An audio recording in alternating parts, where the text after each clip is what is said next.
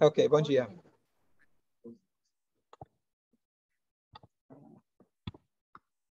Ok, a gente começou ontem a falar um pouco da Parashá, queria falar hoje um outro fenômeno da Parashá, uma coisa muito interessante, bonita, que é na discussão de Korach com Moshe Rabbeinu.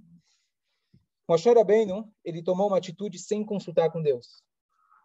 Ele simplesmente chegou e falou, olha, se eu tenho razão, muito bem. Se eu tenho razão, Hashem vai estar ao meu lado. Se eu não tenho razão, vocês vão para o buraco. Moshe não consultou com Deus. Ele não perguntou para Deus, posso fazer isso? O que eu faço com esses caras? Porque uma vez que eles estavam desafiando a posição dele, e quem colocou ele naquela posição foi Hashem, Moshe Rabbeinu colocou um pé firme. E aqui a gente entende melhor aquele conceito de que Moshe Rabbeinu, ele era a pessoa mais humilde da face da terra, mas não por isso ele deixava ser pisado pelos outros. Quando você tem que se posicionar, você tem que se colocar, você tem que se colocar. E eu não estou nessa posição porque eu quero, porque eu sou melhor que alguém. E sim porque a Kadosh Baruch Hu me colocou aqui. Você não gostou? Então, se cuida. E ele bateu o pé firme, e quem não me respeitar, ou quem não respeitar, claro, não é a mim, mas a Kadosh Baruch Hu, Hashem, ele que fez Shamayim Va'aretz, o céu e a terra, ele que fez as distinções na natureza, ele que colocou a mim como líder, colocou Aaron como sumo sacerdote, não tenta desafiar. E aquele que desafiar, o final dele vai ser trágico. E assim foi. Então, aqui já é a primeira ideia sobre a diferença entre humildade e baixo autoestima.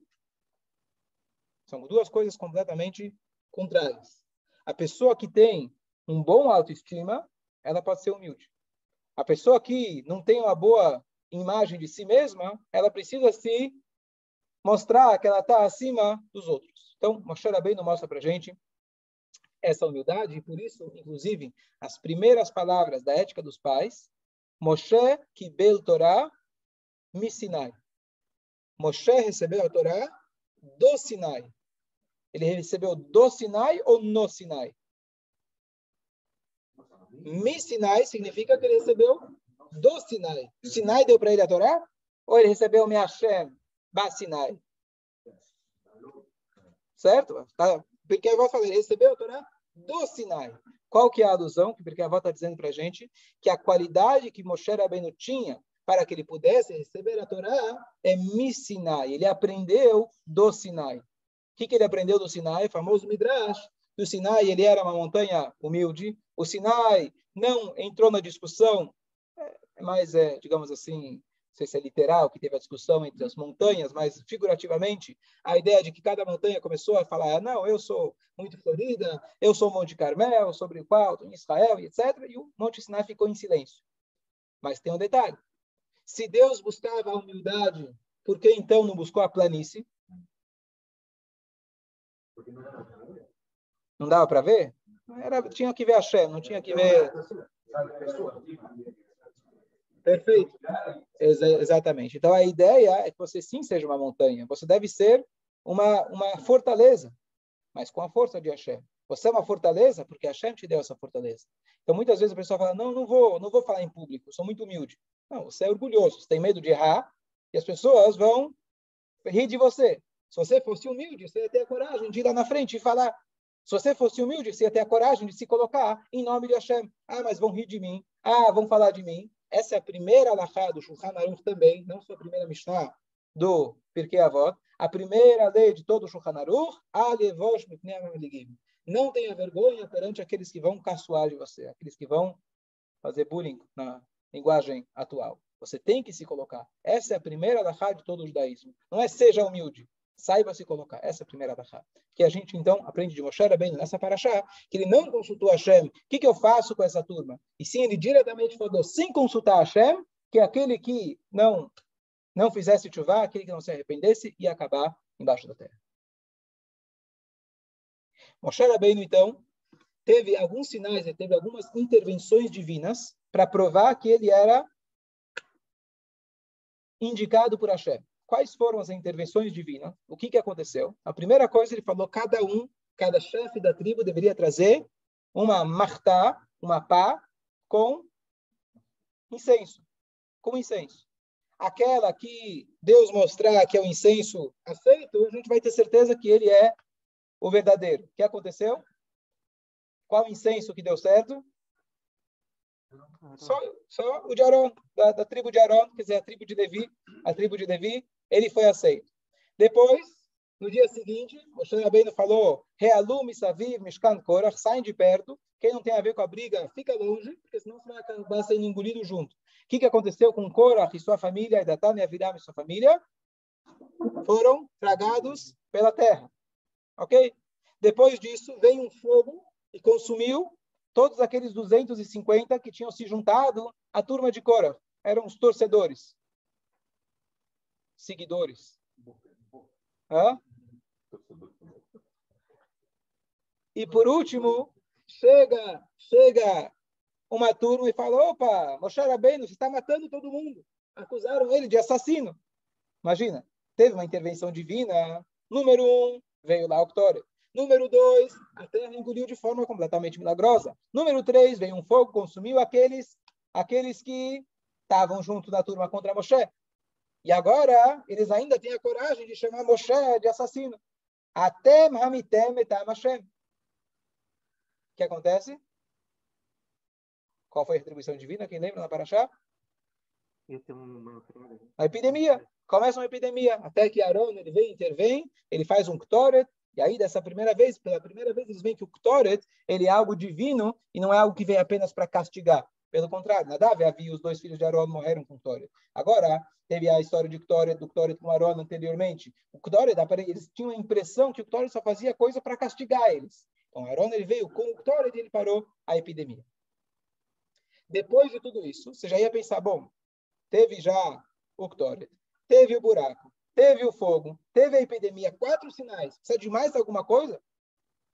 Precisa de mais algum sinal divino? Como que é? Para quem acredita, não precisa de milagres. Para quem não acredita, não vai adiantar os milagres. Mas a Torá fala que teve mais um episódio. Qual foi o 5º episódio que provou a supremacia de Arão, de Moshe, etc.? Lembra? Das varas.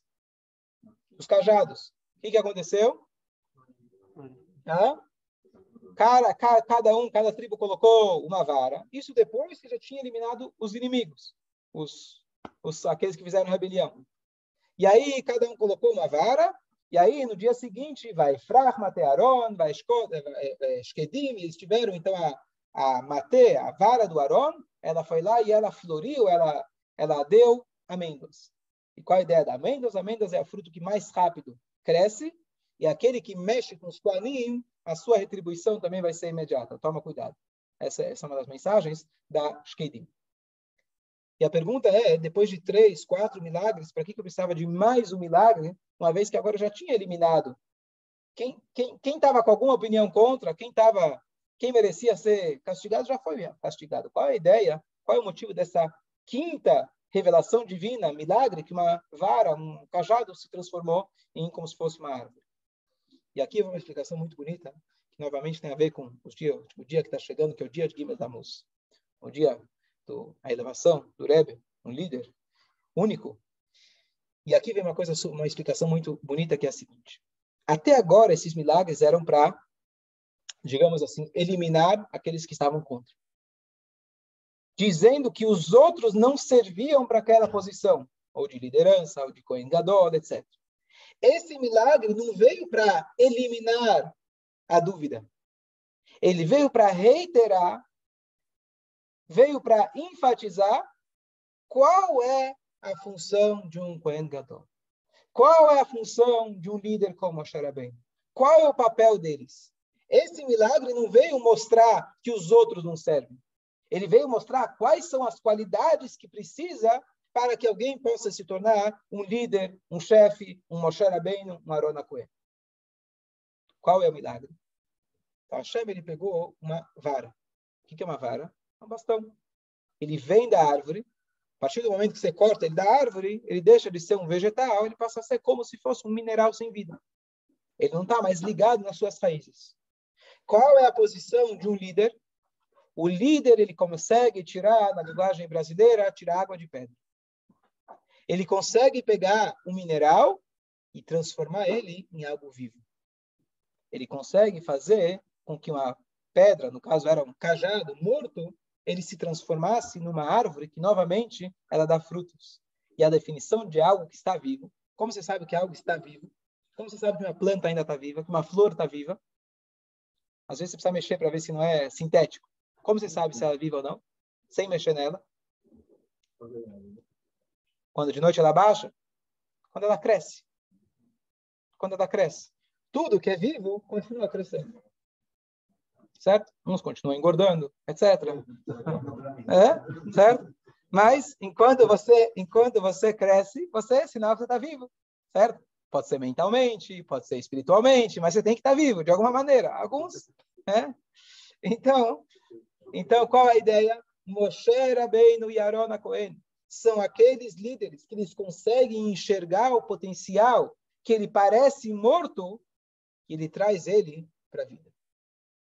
E essa é a qualidade de um Cohen. O Cohen é Isha Chesed, pessoa de bondade. Cohen Gadol, ele tinha que enxergar o bem em cada Yehudi. Quem melhor que Aaron Cohen, que conseguia fazer as pazes entre pessoas que estavam brigando, entre marido e mulher, etc. Ele conseguia fazer as pazes porque ele conseguia enxergar o lado de cada um. A gente deu um shur sobre Tiferet há um tempo atrás. Ele conseguia se colocar no lado de cada um. Você conseguir fazer uma pshará, conseguir fazer um acordo entre dois lados, que de fato está fazendo um verdadeiro acordo, não é você abre mão de 50%, você abre mão de 50%. Então, você não fez um acordo verdadeiro, você resolveu.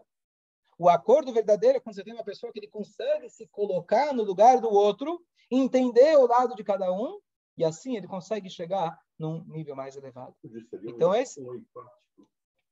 empatia, tá certo?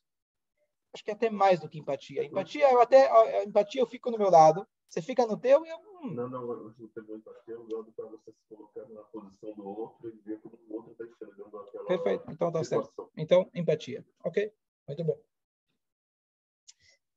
E essa era a função também de Moshe Rabbeinu. Quem melhor que Moshe Rabbeinu, que pegou, alguém comentou ontem sobre Micha.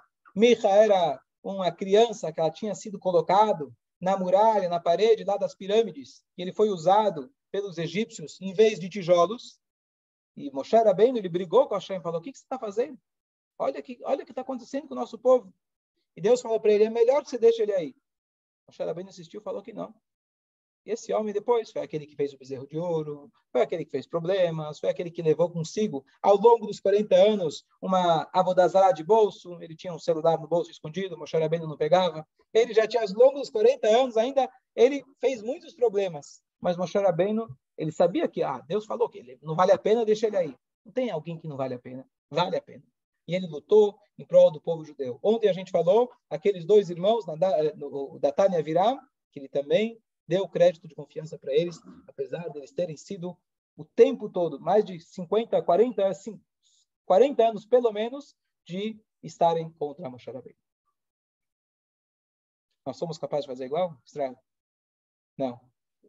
É capaz? Porque se a Torá conta para a gente, é que é para a gente aprender uma lição. Não é exclusivo aos Kohanim. O Rambam ele escreve de que, sim, Cohen, de forma formal, oficial, no templo, é só quem é Cohen, a dinastia de Cohen. Mas todo Yehudi ele pode chegar a um nível igual do Cohen Gadol. Aquela pessoa que decide levar uma vida direcionada aos caminhos de Hashem, e ele é um exemplo, etc., estuda, cumpre, etc., ele chega no nível mais elevado que o Cohen Gadol. Então não é exclusivo ao Cohen Gadol. Cada um de nós tem esse potencial de conseguir tirar água de pedra, conseguir trazer frutas num mineral, no bastão que ele já é morto. Então, ontem eu li duas histórias muito bonitas. Tem vários livros que fizeram da biografia do Rebbe e vários escritores famosos que escreveram. Um deles é o Telushkin. Eu esqueci o primeiro nome dele, mas ele tem outros livros que são best-sellers mundiais. Ele fez uma biografia do Rebbe. Não é uma pessoa do movimento Chabad, então não é alguém, digamos assim, não é alguém interessado na causa, digamos assim. Ele não é, como chama, comprado. E ele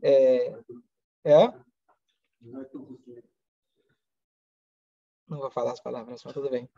Então, eu vi duas histórias muito bonitas que representam bem esse assunto, esse conceito.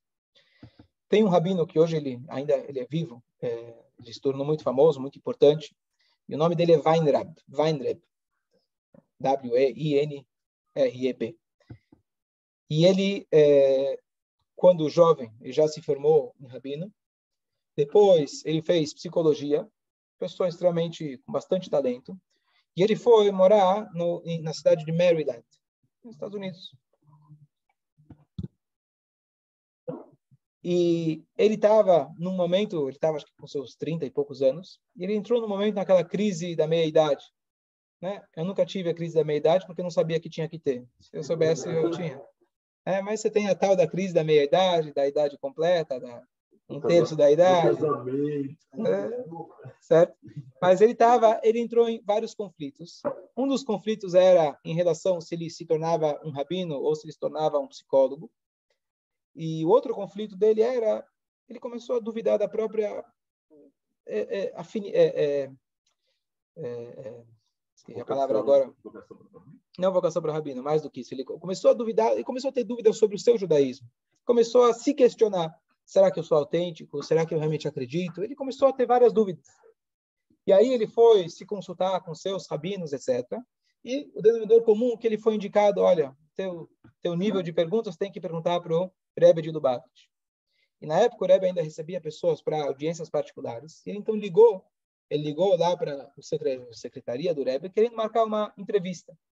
E para a sorte dele, uma coisa raríssima que não acontecia, quem atendeu foi o próprio secretário do Rebbe, Rav Chodakov, que era um secretário já desde o Rebbe anterior, uma pessoa muito... Era um soldado do Rebbe, literalmente.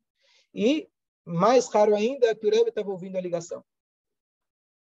E aí ele fala, olha, eu gostaria de marcar uma audiência com o Rebbe. Aí ele pergunta, quem é? Não queria se identificar. Como ele era uma pessoa que já estava numa posição quase que pública, ele estava com questões filosóficas, questionando o seu próprio judaísmo, não pegava bem. Então ele falou, é um judeu de Maryland. Judeu de Maryland. E aí ele ouviu o Rebbe falando para o secretário. O Rebbe falou, olha, tem um judeu chamado Weinreb, lá em Maryland, fala para ele se consultar com ele. E aí o secretário falou, você ouviu o que o Rebbe falou? Ficou meio confuso, ele falou, não. Aí ele falou, o Rebbe disse que tem um judeu chamado Weinreb em Maryland, vai se consultar com ele. Mas eu sou Weinreb. Aí o Rebbe ouviu, o Rebbe falou, vai ver que às vezes a pessoa tem que ter uma conversa consigo mesmo.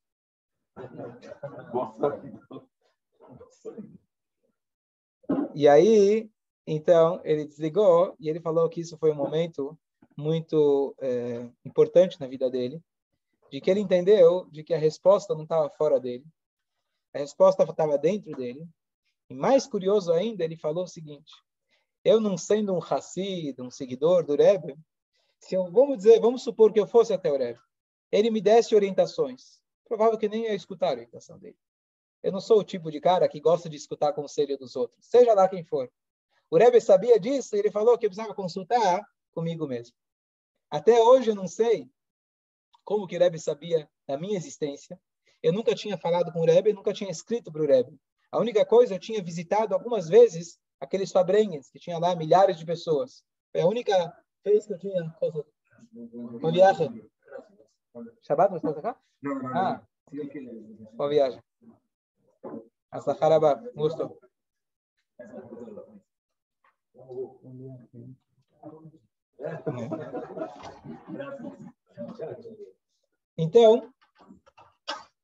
Então ele falou que essa foi uma lição e um esclarecimento tão grande na vida dele que isso se tornou para ele uma forma dele viver. E ele não só que ele conseguiu resolver os conflitos dele, ele se tornou um rabino de um nível de importância super grande, ele tem uma posição hoje ligada com kashrut e outras coisas, pessoa super importante. E o mais curioso é que essa história era famosa por muitos anos, sem saber o nome da pessoa. Muitos anos depois, ele criou a coragem, e ele assumiu, falou, era eu, grande rabino, tarará, tarará, ele teve a coragem de assumir, e falar que foi com ele que aconteceu a história. Então, aqui novamente você vê uma pessoa que estava num estado talvez de estagnação, e o Rebbe deu para ele com uma palavra, com uma orientação, ele conseguiu reviver. E ele diz que até hoje, quando ele tem um momento de conflito, ele para consigo mesmo, ele para, pensa, reflete, ele olha para si mesmo, e ele consegue chegar nas respostas. E aqui uma coisa curiosa que, claro que o Rebbe deu orientação para centenas de milhares de pessoas. Muitas vezes você busca a orientação do Rebbe, mas todas as orientações, no final das contas, enquanto você não olhar para si mesmo e você não assumir o seu compromisso, não é o Rebbe que vai fazer por você. O Rebbe é do tipo que dá a vara para você pescar. Eu te dou a vara, mas você tem que pescar sozinho. Nada vem pronto. Essa é uma história de alguém que não era do movimento Chabad, não era oficialmente um seguidor, admirador do Rebbe. Mas a segunda história é um dos shluchim do Rebbe. Eu acho que ele já é falecido. Foi um dos primeiros shluchim do Rebbe. Ele foi para alguma cidade nos Estados Unidos, não me lembro agora qual era. E o sobrenome dele é Hecht. Hecht é uma família conhecida, famosa, no Chabad, etc. E um belo dia ele entrou em desespero. Ele estava numa cidade, ele se sentia muito sozinho, ele sentia que ele não conseguia estudar a Torá, ele sentia que ele não conseguia rezar como se deve, ele sentia que ele não conseguia influenciar as pessoas. O que eu estou fazendo aqui?